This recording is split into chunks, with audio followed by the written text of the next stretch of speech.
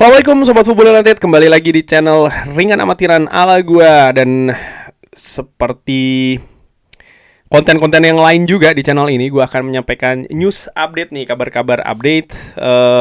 Tidak rumor ini ya, ada beberapa sumber kredibel yang memberikan pendapat terkait dengan situasi Manchester United. Nah, gua akan mulai dari Andy Mitten, jurnalis dari The Athletic ini, memberikan semacam kayak konfirmasi terkait dengan keadaan Marcus Rashford dengan Barcelona ini ya. Nah, ini menarik nih. Saat ini lebih terukur. Ini bukan taktik negosiasi.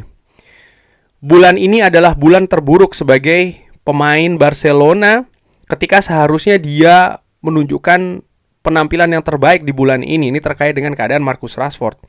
Saya berbicara kepada orang-orang di sekitar klub dan ini sudah cukup lama ya. Dan saya memiliki firasat ataupun ya perkiraan kalau keadaan apresiasi Barcelona terhadap Marcus Rashford ini menurun. Nah, ini menarik nih. Bagaimana sebelumnya dikabarkan oleh Fabrizio Romano dan juga sumber-sumber lainnya, Barcelona sudah mencapai kesepakatan dengan Marcus Rashford dan bahkan Marcus Rashford sudah sepakat untuk bahkan mengurangi gajinya.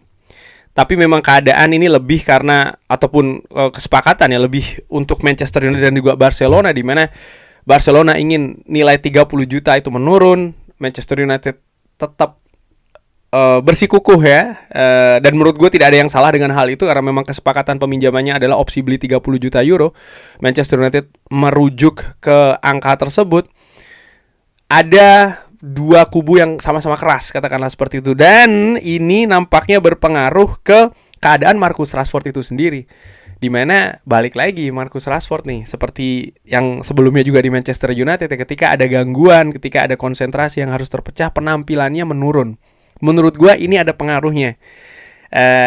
Dia mungkin juga khawatir terkait dengan masa depannya ya. Apakah dia ingin di Barcelona? Ini kalau yang gue asumsikan, dia ingin di Barcelona, tapi keadaan nampaknya sulit ini untuk dia bisa di Barcelona saat ini. Dia mungkin tidak melihat ada tempat lain yang dia inginkan. Ada kemungkinan dia kembali ke Manchester United, tapi gua nggak tahu apakah dia juga ingin kembali ke Manchester United melihat situasi-situasi sebelumnya. Gue juga nggak yakin Manchester United ingin Marcus Rashford kembali karena Manchester United ada situasi finansial yang harus dipenuhi terkait dengan pergerakan di bursa transfer musim panas nanti. Marcus Rashford kalau ditransfer akan mendapatkan pemasukan Manchester United, akan ada penghematan yang cukup besar dari faktor gajinya, akan ada situasi PSR yang bertambah positif dengan penjualan Marcus Rashford. Ada banyak faktor positif ya, dan nampaknya Manchester United menuju ke arah sana. Nah, sekarang fakta bahwa ataupun situasi ya, gue bisa bilang fakta ini karena disampaikan oleh jurnalis dengan kredibilitas yang tinggi, Andy Mitten, bahwa Marcus Rashford dengan Barcelona ini juga semakin mendingin. Bisa jadi dalam beberapa waktu ke depan ini kita akan mendapatkan atau mendengar klub lain yang dihubungkan dengan Marcus Rashford, karena asumsi gue kubu dari Marcus Rashford juga akan bergerilya nih mencari opsi-opsi lain klub untuk diperkuat oleh Marcus Rashford. Situasi yang gue nantikan adalah apakah akan dari klub Premier League atau klub di luar Premier League. Feeling gue prioritasnya klub di luar Premier League dari kubu Marcus Rashford. Kita lihat ya, karena seperti apa nanti. Jurnalis The Athletic lainnya, Laurie Whitwell, ini mengatakan kemungkinan Van de Ven bermain di posisi back kiri di Manchester United. Gue sudah sampaikan di video sebelumnya bahwa memang ada ketertarikan Manchester United dengan Mickey Van de Ven. Ini terkait dengan situasi Tottenham Hotspur tentu saja ya. Apakah mereka akan degradasi atau tidak? Kalau terdegradasi, peluang Mickey Van de Ven untuk cabut dari Tottenham Hotspur akan sangat-sangat besar. Pemain ini pemain berkualitas, menurut gue punya pengalaman di Premier League ya. Bisa bermain di beberapa posisi. Dia juga memiliki karakter yang oke. Menurut gue pernah menjadi kapten dari Tottenham Hotspur. Manchester United sudah pernah gue bahas juga di channel ini, kalau mencari sosok center back, nampaknya center back bukan menjadi prioritas untuk musim ini. Musim ini lebih ke back kiri kalau berbicara terkait dengan posisi lini belakang. Tapi Mickey van de Ven ada situasi yang menarik ya. Nanti akan gue analisa, tapi gue ingin ke Lawrie Whitwell dulu. Ada satu aspek yang Manchester United cari saat ini adalah back kiri, yaitu adalah suplemen untuk Luke Shaw atau penambahan untuk Luke Shaw. Kalau Patrick Dorgu akan digunakan lebih sebagai sayap kiri. Dan ini akan ada pergerakan yang berbeda sedikit. Saya memperkirakan Van de Ven bisa dimainkan di sana. Saya memiliki informasi kalau pemain kidal ini akan ideal untuk posisi back kiri bagi Manchester United. Nah, yang menarik adalah begini. Nah, ini yang ingin gue sampaikan, bahwa Manchester United saat ini tidak mencari center back. Menurut gue juga tidak perlu mencari center back. Oke, ada situasi Lisandro Martinez, Matthijs de Ligt. Gue sudah pernah jelaskan dan tidak ingin gue ulangi lagi. Intinya adalah fokusnya bagaimana membuat dua pemain ini fit. Center back baru akan menjadi sebuah prioritas di bursa transfer musim panas selanjutnya. Ini perkiraan gue. Tapi Mickey van de Ven menawarkan hal yang berbeda menurut gue. Dia, saat ini Manchester United butuh back kiri. Dia bisa dimainkan di back kiri.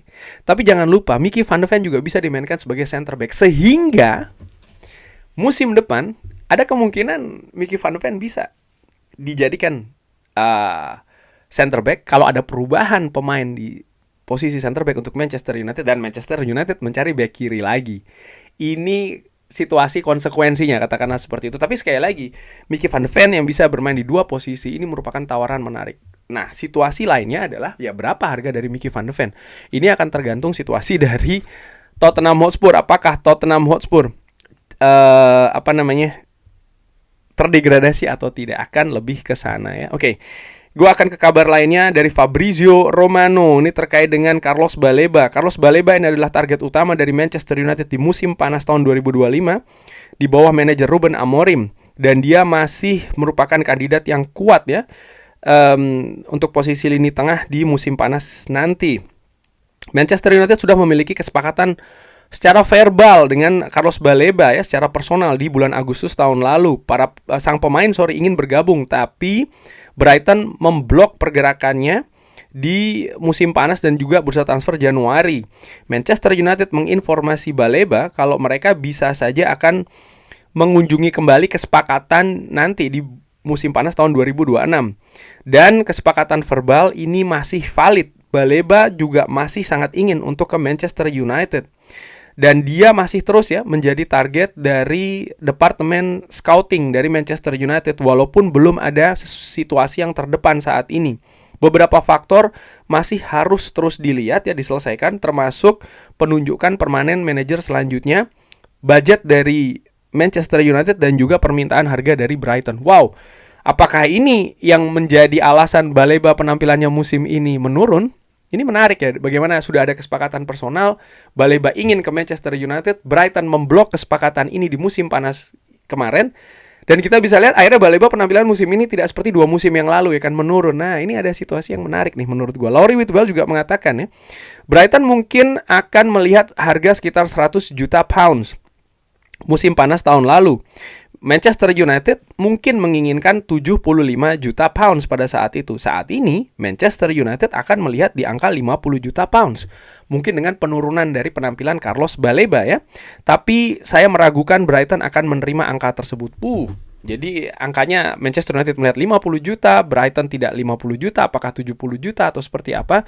Dan jangan lupa Manchester United juga ada ya target lainnya ya untuk posisi lini tengah, di mana angkanya pun juga tidak murah untuk target selanjutnya itu. Kita lihat akan seperti apa nih dengan Carlos Baleba. Tapi bagaimana menurut Sobat Football United? Drop di kolom komen. Dan kabar terakhir yaitu adalah Matthijs de Ligt sekarang ini sudah bekerja di rehabilitasi, artinya situasi fisiknya ya, dengan pengamatan dari staf medical dari Manchester United, dan dia sudah berlatih secara individu, tapi dia sudah berlatih secara individu di lapangan rumput. Nah, ini kabar yang positif. Gua sebelumnya memperkirakan Matthijs de Ligt sudah selesai musimnya ya, artinya dia tidak akan kembali musim ini, tapi dengan situasi ini bisa jadi dia akan memiliki menit bermain sebelum musim ini selesai. kabar positif sobat Football United. Sorry agak belibet ya. Tapi bagaimana menurut sobat Football United kabar-kabar itu tadi? Seperti biasa, silakan drop di kolom komen. Terima kasih sudah menyaksikan. Jangan lupa like, sholat dan juga subscribe. Wassalamualaikum warahmatullahi wabarakatuh. Thank you.